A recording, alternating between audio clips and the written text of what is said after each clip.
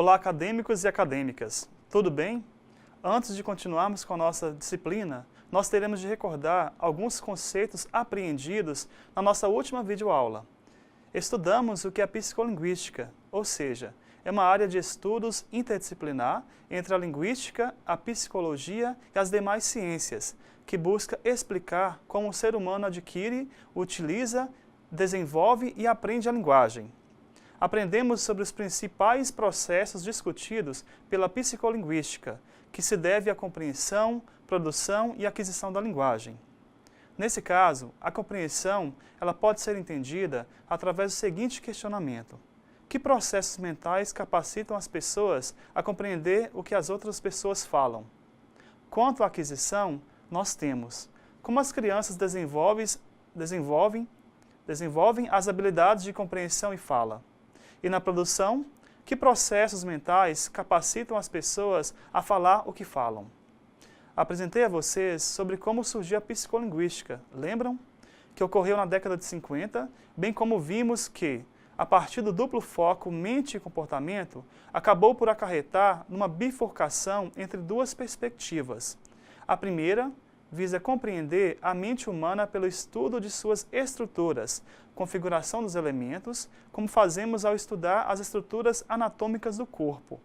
A segunda estuda as funções de cada organismo, isto é, o processo como é realizado no estudo da fisiologia. Dessas duas perspectivas foram derivadas três correntes do pensamento: o estruturalismo, o funcionalismo e o associacionismo. Conhecemos um pouco sobre o curso de Linguística Geral de Ferdinand de Saussure, que é considerado o pai da linguística, dentre outros pontos. Depois de recapitularmos esses conceitos, vamos dar prosseguimento à nossa videoaula. Nesse slide, temos um texto que, à primeira vista, teremos dificuldade em lê-lo. Isso porque, no lugar de algumas letras, teremos números. Vamos tentar decifrá-lo. Para isso, fixe seus olhos no texto, abaixo, e deixe que sua mente leia corretamente o que está escrito. Tente fazer isso agora.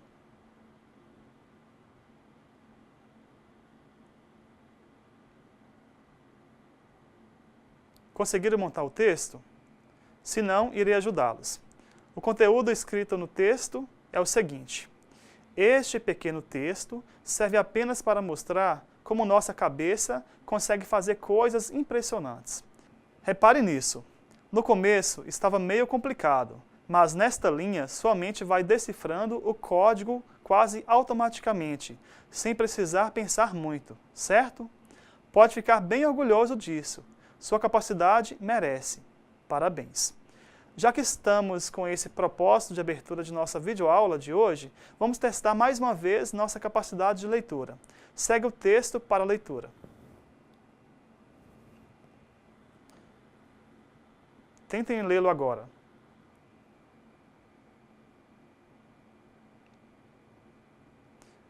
Conseguiram fazer a leitura? Vou lê-lo para vocês.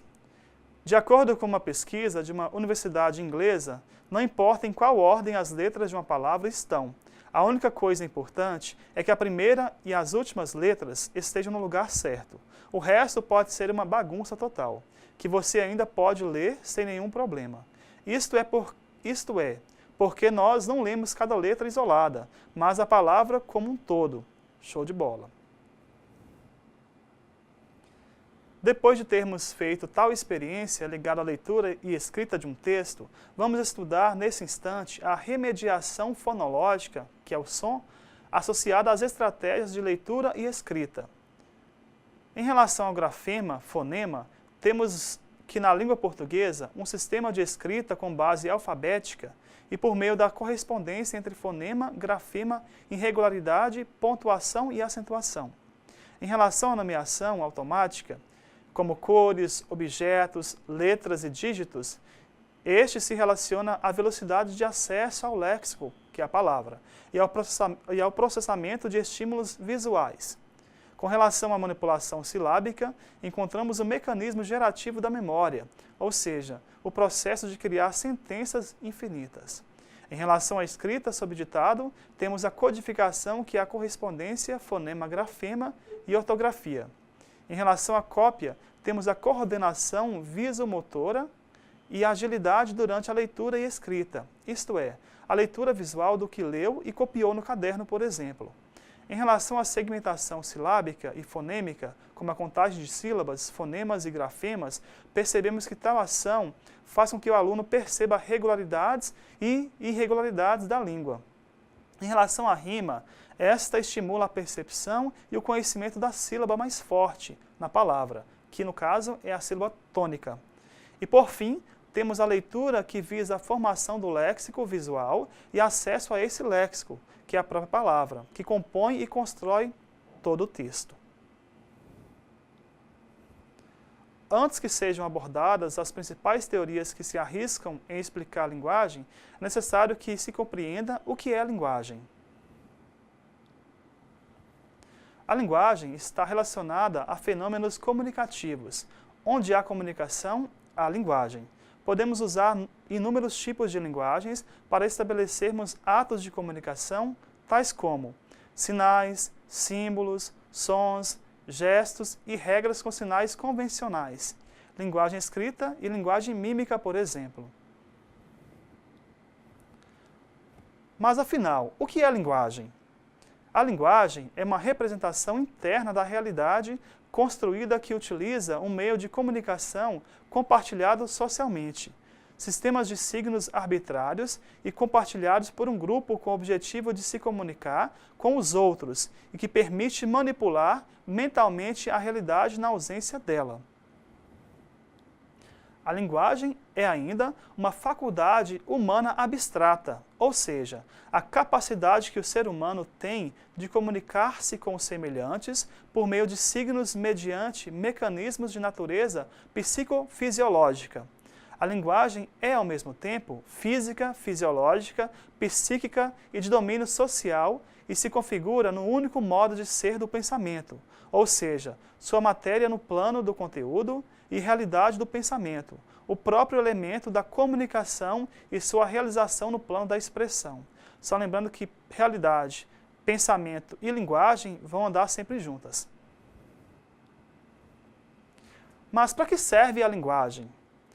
Expressar seus sentimentos, explicar suas reações e compreender a dos outros, conhecer diferentes pontos de vista sobre o mesmo fato e incorporar valores e normas sociais.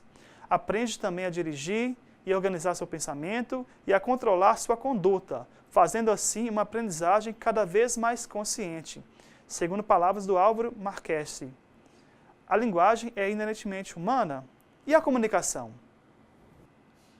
No próximo slide temos a teoria sobre a aquisição da linguagem, na verdade as teorias. Primeiramente temos behaviorismo, que é visto como tábula rasa, estímulo-resposta, teoria e método de investigação psicológica que procura examinar do modo mais objetivo o comportamento humano e dos animais, com ênfase nos fatos objetivos, estímulos e reações, sem fazer recurso à introspecção. Dito de outro modo, é uma doutrina que busca explicar os fenômenos da comunicação linguística e da significação na língua, em termos de estímulos observáveis e respostas produzidas pelos falantes em situações específicas. Outra teoria é o inatismo, que possui uma estrutura pronta. O ambiente participa do processo. É uma doutrina que afirma o caráter inato das ideias no homem, sustentando que independem daquilo que ele experimentou e percebeu após o seu nascimento. Na teoria gerativa, essa hipótese acontece segundo a qual a estrutura da linguagem estaria inscrita no código genético da natureza humana e seria ativada pelo meio após o nascimento do homem. Outra teoria para a aquisição da linguagem é o interacionismo, ou chamada também de construtivismo. É o aparelho biológico em interação com o ambiente. É a interação entre o indivíduo e a cultura, onde, para Vygotsky, é fundamental que o indivíduo se insira em um determinado meio cultural para que aconteçam mudanças no seu desenvolvimento. Temos outra teoria da aquisição da linguagem, que é chamada de socio-interacionista, que é interação e mediação. O socio-interacionismo é uma teoria de aprendizagem cujo foco está na interação. Segundo esta teoria, a aprendizagem dá-se em contextos históricos, sociais e culturais, e a formação de conceitos científicos dá-se a partir de conceitos cotidianos, do dia a dia. Desta forma, o conhecimento real da pessoa é ponto de partida para o conhecimento potencial, considerando-se o contexto sociocultural. E por fim, temos a psicanálise, que trabalha com o simbólico, que é mediador da realidade. É um método terapêutico criado por Freud, empregado em casos de neurose e psicose, que consiste fundamentalmente na interpretação, por um psicanalista, dos conteúdos inconscientes de palavras, ações e produções imaginárias de um indivíduo, com base nas associações livres e na transferência.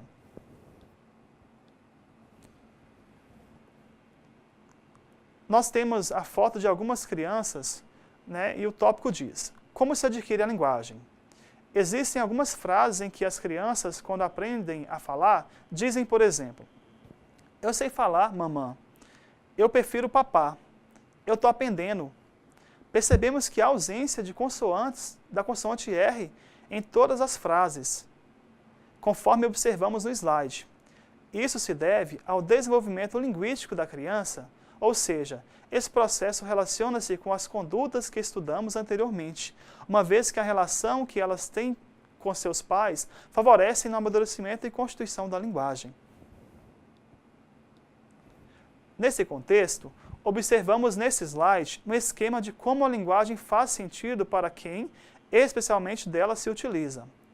Primeiramente, temos o aspecto semântico, que trata do significado das palavras, o aspecto pragmático, que é usado no contexto social, o aspecto gramatical, que trabalha com as regras sintáticas e morfológicas, o aspecto fonológico, que trabalha com sons de uma língua. Todos esses pontos formam a conjuntura significativa de um texto. A palavra texto foi empregada com o intuito de traduzir as mais diversas formas que envolvem o processo de comunicação, visto que elementos como locutor, interlocutor, canal de comunicação, mensagem, referente e código são fundamentais na comunicação humana. Na sequência, teremos as fases do desenvolvimento da linguagem, e faz necessário que vocês conheçam estas, né, a saber. Primeiro temos o estágio pré-verbal, depois a aquisição da linguagem, a aquisição de aspectos formais, a aquisição do significado e a aquisição de aspectos funcionais. Isso traduz no que vimos anteriormente, isto é, no aspecto gramatical, semântico e fonológico da língua, por exemplo. Segundo Oliveira, é a necessidade de comunicação que impulsiona inicialmente o desenvolvimento da linguagem. Desde os primórdios, a comunicação é essencial para o ser humano. O homem buscou se comunicar de diversas maneiras para interagir com o ambiente e suprir suas necessidades. A comunicação se estabelece de várias formas, como por meio de gestos, cores, símbolos e sinais. Portanto, não ocorre apenas por palavras faladas ou escritas. Há uma convenção entre as partes para que ela ocorra. Para que a comunicação aconteça, é necessário o emissor, a mensagem e o receptor. Esse sistema de comunicação permite a troca de informação pelo grupo e a concretização da linguagem. O sistema de signos que traduz o pensamento verbal e da linguagem foi considerável no desenvolvimento da espécie humana. Compreender a comunicação humana é saber que a aquisição da linguagem tem vários níveis. Nos primeiros anos de vida, a criança apresenta a fase pré-verbal, no desenvolvimento do pensamento, e uma fase pré-intelectual, no desenvolvimento da linguagem. O choro, o riso, o balbúcio são uma das primeiras formas que a criança demonstra para solucionar problemas práticos, mesmo antes de dominar a linguagem. Demonstra uma comunicação ineficiente, mas é essa forma que utiliza como meio de contato social e alívio emocional. Muitas mães passam a decifrar o choro dos bebês com o transcorrer do tempo. Relatam que seus filhos choram de forma diferenciada, quando sentem fome ou para trocar fraldas. O choro é uma forma óbvia de comunicação e que transmite o estado de desconforto do bebê. Não é somente através do choro que os bebês se expressam. Diversos são os sons emitidos por eles, que aos poucos são identificados e assim transmitidas suas vontades. Quando ocorre a junção dos processos de desenvolvimento do pensamento e da linguagem, acontece o pensamento verbal e a linguagem racional. O ser humano passa a expor um funcionamento psicológico, sofisticado, quando mediado pelo sistema simbólico da linguagem. Para que ocorra o desenvolvimento da linguagem de forma eficiente, são necessários os fatores biológicos dentro da normalidade, como por exemplo, a integridade do sistema nervoso central. Conforme vemos no quadro elaborado segundo os autores Chiari, Aymardi, Casanova e Ajuriaguerra. Idade, meses, de 0 a 3 meses, as principais características do desenvolvimento de linguagem se devem a vocalizações, repetições de vogais e sons guturais, não linguísticas.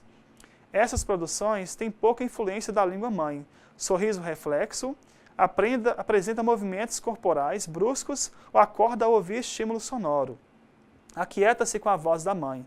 Procura fonte sonora com movimentos oculares. De 3 a 6 meses, as vocalizações começam a adquirir algumas características de linguagem, ou seja, entonação, ritmo, inicia-se a modulação de ressonância. A frase de ilalação, por volta dos 3 a 4 meses, se distingue por sua fonação lúdica. A criança sente prazer em balbuciar, brincar com os órgãos fonoarticulatórios. Para de chorar ao ouvir música, começa a voltar a cabeça em direção ao som lateral e próxima.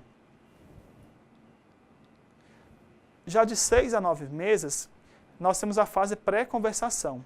A criança vocaliza principalmente durante os intervalos em que é deixada livre pelo adulto, e também encurta suas vocalizações para dar lugar às respostas do adulto. Ela localiza também diretamente a fonte sonora, lateralmente e indiretamente para baixo. Responde quando é chamada, repete sons para escutá-los. De 9 a 12 meses, a criança localiza diretamente a fonte sonora para baixo. Ela reage paralisando a atividade quando a mãe fala não.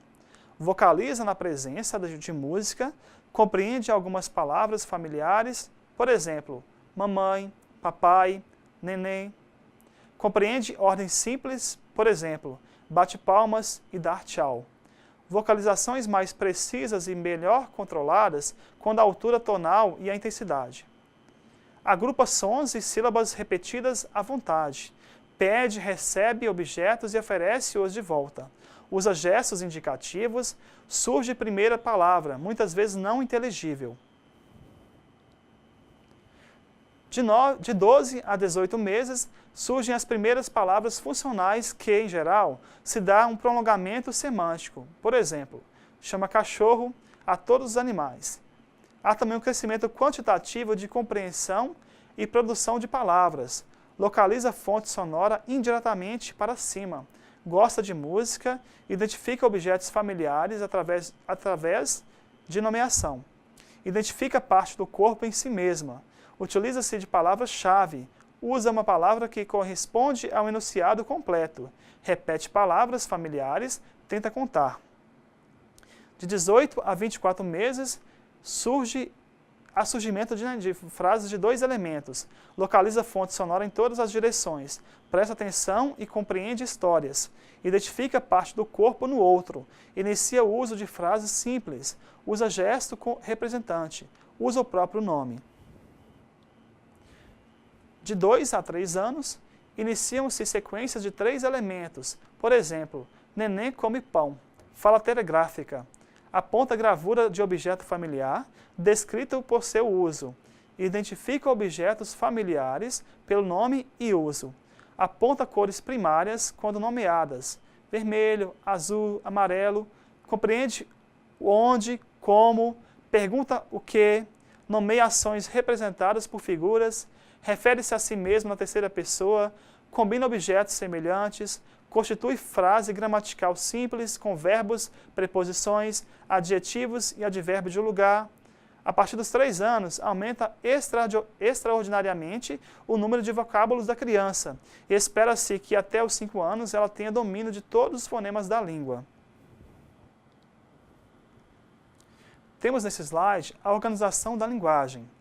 A linguagem está organizada numa hierarquia, com frases, palavras, morfemas e fonemas. Acredito que dessa relação vocês tenham dúvida quanto ao significado de morfema e fonema.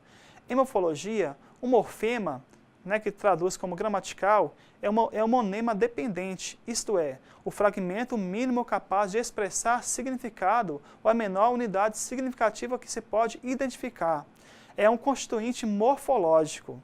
As palavras, ao contrário do que pode parecer, não correspondem às menores unidades gramaticais da língua. Uma palavra, como infelicidade, por exemplo, resulta da combinação de 3 elementos menores, primeiro do prefixo -ien, depois do radical feliz e, por fim, do sufixo -dade.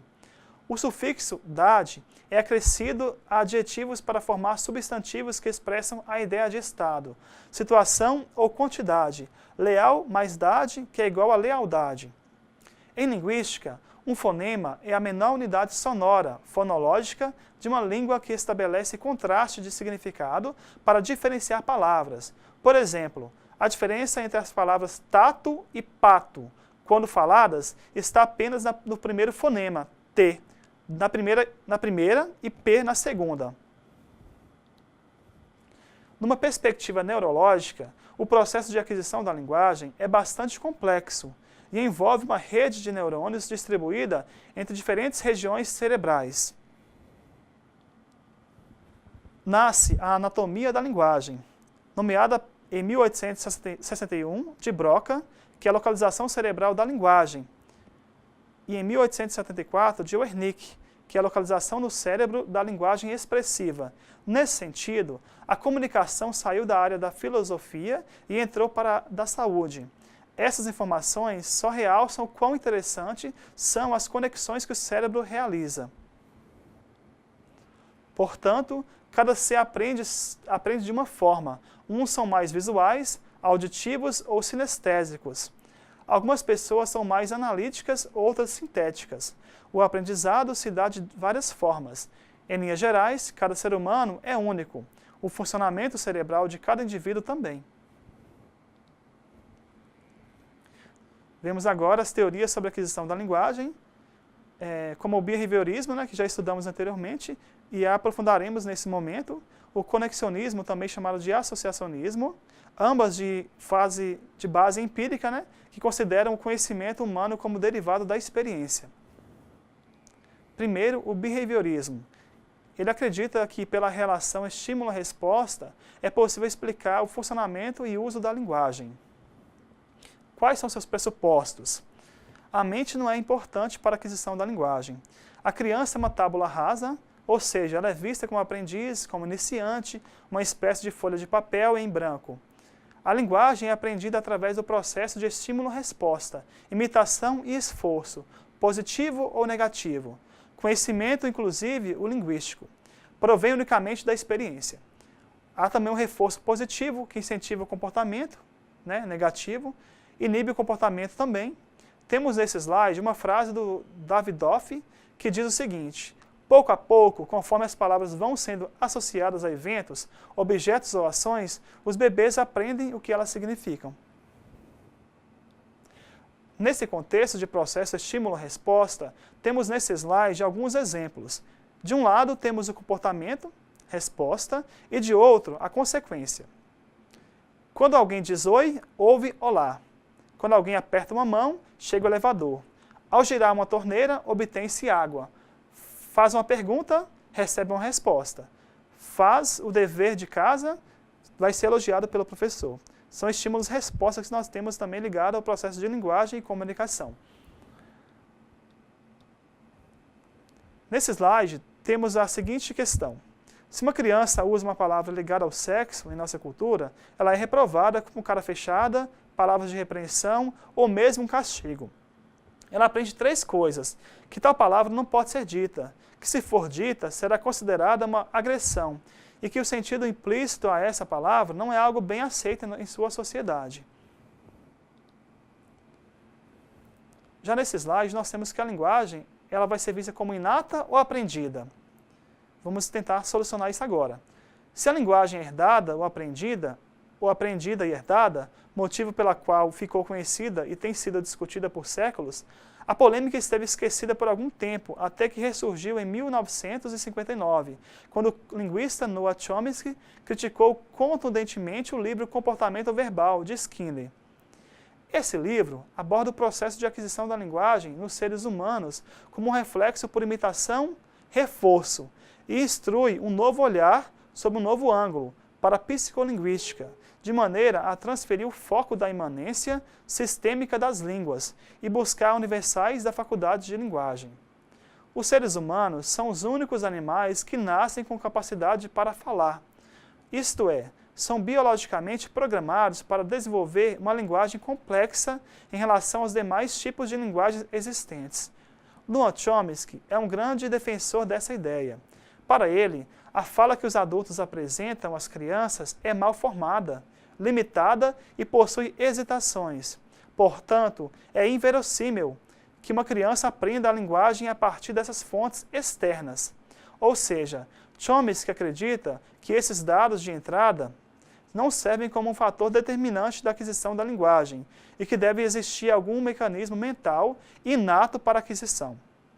A partir de tais suposições, Chomsky questiona, no sentido de colocar as cartas na mesa, o fato de que todo sujeito nasceria com uma gramática universal, competência inata, sendo um inatista. Ele acredita que essa mesma competência inata funcionaria metaforicamente como um órgão biológico, que evolui no indivíduo como qualquer outro órgão. Tal argumento justifica a gramática universal proposta por Chomsky, a GU, como sistema de princípios, condições e regras que são elementos ou propriedades de todas as línguas humanas, não meramente por acidente, mas por necessidade. Assim, a gramática universal, o AGU, pode ser entendida como a expressão da essência da linguagem humana. Sendo assim, a tradição behaviorista acreditava que pela relação estímulo-resposta seria possível explicar a estrutura da linguagem. Nos anos 60, a teoria chomskiana gerativa tinha a linguagem que, como não é um sistema de hábitos e repetições, mas sim aquela que vai nortear pela criatividade. Nas palavras de Escliar Cabral, temos que, para Chomsky, a língua é um sistema de princípios radicados na mente humana. É esse sistema de princípios mentais que é objeto de estudo da gramática gerativa. Por isso, dizemos que a gramática gerativa é uma teoria mentalista. Ela não se interessa pela análise das expressões linguísticas consideradas em si mesmas, separadas das propriedades mentais que estão envolvidas em sua produção e compreensão. Ela também não se interessa pelo aspecto social que a língua apresenta. Seu foco está no aspecto mental da língua. Daí a questão da criatividade se fazer presente. Princípios básicos da gramática gerativa transformacional. A linguagem é inata. O ser humano é herdeiro de uma gramática mental interna, podendo produzir e compreender frases originais com significados inéditos. O aspecto criativo da linguagem tem como base 3 princípios. Tudo que dizemos, em sua maioria, é novo e não a repetição do que ouvimos antes. O número de frases que se pode criar e compreender numa língua são infinitos. O falante adapta sua linguagem de acordo com o contexto. Segundo Chomsky, os métodos indutivos não podem explicar quais os conhecimentos linguísticos que os indivíduos possuem de sua língua. Sendo assim, ele sugere que o modelo linguístico deve utilizar o método hipotético dedutivo e possa fornecer hipóteses empiricamente testáveis desse conhecimento armazenado. Devido à convergência para a teoria com base racionalista, Chomsky promove a adoção de uma nova corrente em psicolinguística, denominada cognitivista. Com isso, criou-se uma subdivisão da psicolinguística, ou seja, a cognitivista e a experimental. De acordo com Chomsky, linguística é uma parte da psicologia cognitiva teórica, que dá conta do conhecimento que o falante tem de sua língua, a sua competência. No entanto, ele acredita que ela não deve explicar como a língua é usada. Ela descreve somente o conhecimento relativamente estático, armazenado na sua faculdade mental. Para ele, A explicação do uso linguístico é de responsabilidade da psicolinguística, que descreve o acesso e a utilização desse conhecimento armazenado na faculdade de linguagem. Em suma, os pressupostos da teoria chomskyana são gramática universal, estrutura inata, aspectos criativos, número infinito de frases, gramaticalidade, certo ou errado, competência linguística, internalização de regras ou do que você sabe, performance, desempenho, adaptação, o que se faz com a língua. O enunciado é entendido de duas formas: estrutura superficial, nível fonológico, e estrutura profunda, significado e interpretação. Estrutura superficial. São frases precisas que expressam um pensamento, né, e também são subjacentes, ou seja, são atitudes e pensamentos básicos corporificados nas palavras. A natureza muito especial da linguagem, criatividade. Não é rara a necessidade de criar frases, novas frases como nova ordem gramatical, gírias e neologismos. Observamos a tirinha feita por Ziraldo, na qual se refere à gíria realizada nos anos 60, exemplificando assim o que foi dito anteriormente. Vamos a ela. Toca, pô, sifo, duca, crau. Depois de aprendido um pouco mais sobre a ciência instigante da psicolinguística, que em um primeiro contato se apresenta como hermética, complexa, isto é, de difícil compreensão, contudo, à medida que irão se familiarizando com o conteúdo, perceberão que sabemos muito mais do assunto do que imaginávamos, uma vez que somos experimentos práticos dela. Dito tudo isto, eu apresentarei a vocês, nesse instante, a atividade a ser realizada em seu polo. Então, vamos a ela.